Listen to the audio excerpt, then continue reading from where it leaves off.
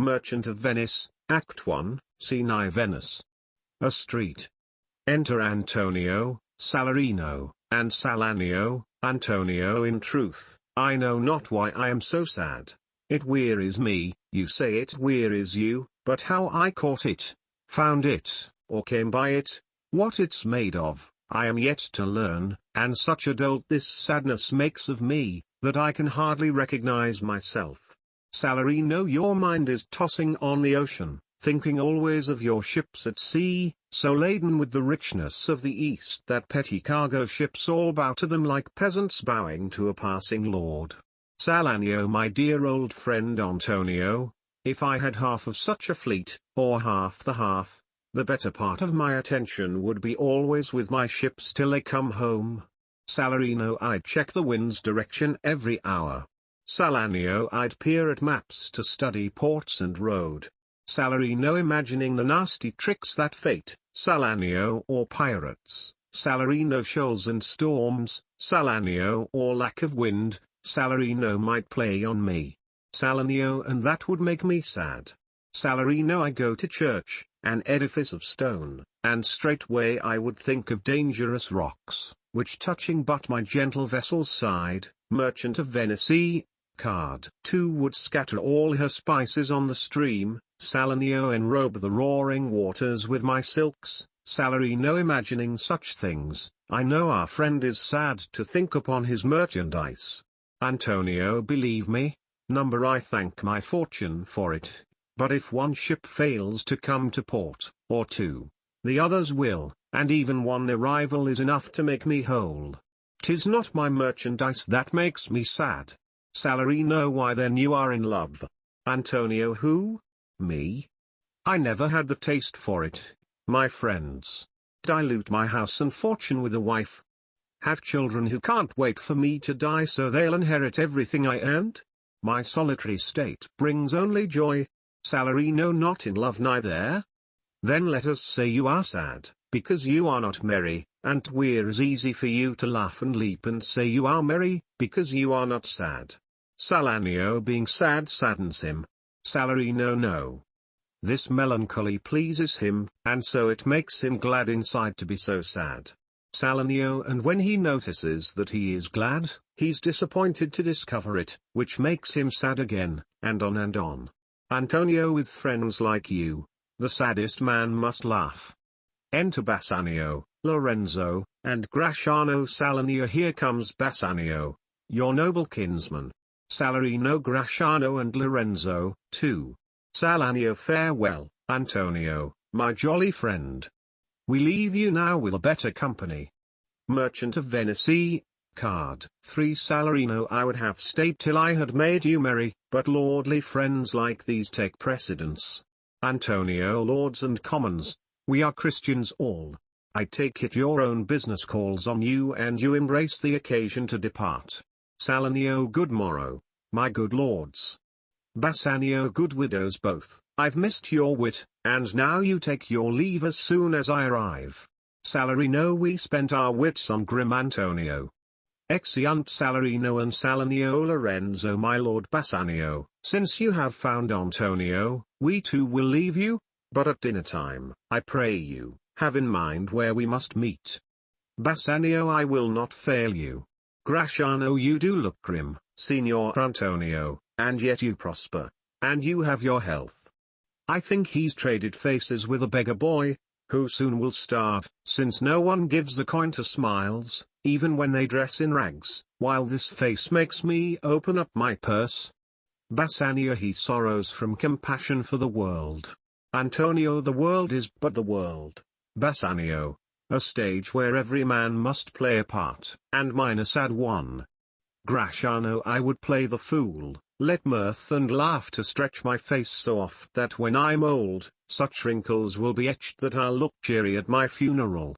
Why should a man, whose blood is warm within, sit like his grandsire cut in alabaster?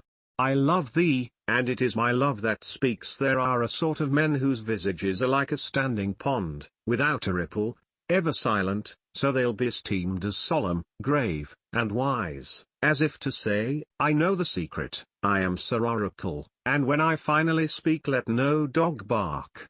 But I believe they keep a face like stone merchant of Venice card, for because their brains are gravel in their heads.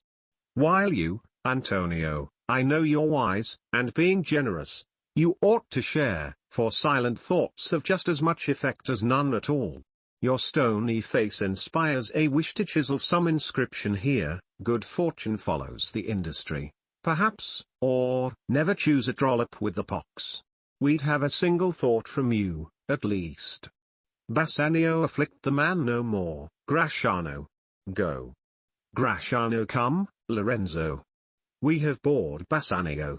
Lorenzo, I must be one of these silent wise men, for Gratiano never lets me speak.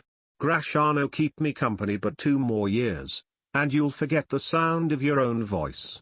Antonio, farewell. Do you see? I do know how to speak. Gratiano, I'm so relieved. For silence is only commendable in a cow's tongue boiled and a maid not vendible. Exeunt Gratiano and Lorenzo. Antonio, did that make any sense to you at all? Bassanio, Gratiano speaks an infinite deal of nothing, more than any man in all of Venice. His sensible thoughts are like 2 grains of wheat that someone hid in a silo full of chaff. You're bound to seek all day before you find them, and when you have them, they're not worth the search. Antonio, Bassanio, you promised you would tell, as soon as we might be alone together, who the lady is to whom you swore a secret pilgrimage. Begin with her name. Bassanio, I must begin with myself, Antonio. You cautioned me before I came of age to borrow nothing, pay my debts, and live so frugally that my estate would grow. But I, a fool, ignored your good advice and made a show with clothes and carriages, and now I have disabled my estate. I'm slowly paying back my creditors, dressing like a monk, walking afoot, merchant of Venice card 5 gaming no games, eating plain food at home, except when Gratiano pays, and my estate will heal itself in 4 years. Your wise advice is all the wiser now, Antonio. Antonio, you learned your lesson young, and nothing lost. Bassanio, 1 loss, my friend, for which I can't atone if I have lost the chance for happiness. Antonio, and so we come at last to thy lady love. Bassanio, in Belmont is a lady richly left, and she is fair, and, fairer than that word, of wondrous virtues. Sometimes from her eyes I did receive fair speechless messages. Her name is Portia, and she owns my heart. Nor is the wide world ignorant of her worth, for the 4 winds blow in from every coast renowned suitors, for her sunny locks hang on her temples like a golden fleece, and many Jasons come in quest of her, great lords, with rich and lustrous gifts, and here I am with nothing but myself, less, myself minus all my debt. Oh my Antonio, had I but the means to hold a rival place with one of them, then I believe she favors me enough to sweep the rest away, and give me joy. Antonio, and yet, without thy debt, thine own estate is bountiful enough that it would serve. Bassanio, here's my hope, that, seeing how I'm changed, you'll lend enough for me to pay my debts. You'll have it back when Portia marries me, or if she loves me not, then year by year. Antonio, thou knowest that all my fortunes are at sea, neither have I money nor commodity to raise a present sum. Therefore go forth, try what my credit can in Venice do, we'll wring it dry to furnish you for Portia. Go, presently inquire, and so will I, where money is, and what I borrow now, I trust I can repay when my ships come in, and you I trust to pay me next in turn. If you like the narrating, hit a like, subscribe and share. Thank you for the cooperation.